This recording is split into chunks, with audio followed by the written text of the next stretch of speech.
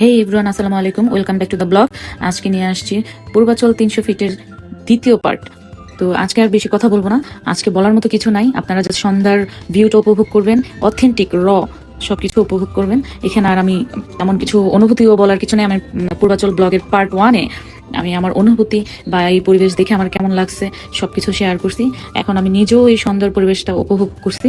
আমি চাই আপনারাও এটার অথেন্টিক পরিবেশটা উপভোগ করেন। আশা করি আপনাদের ভালো লাগবে।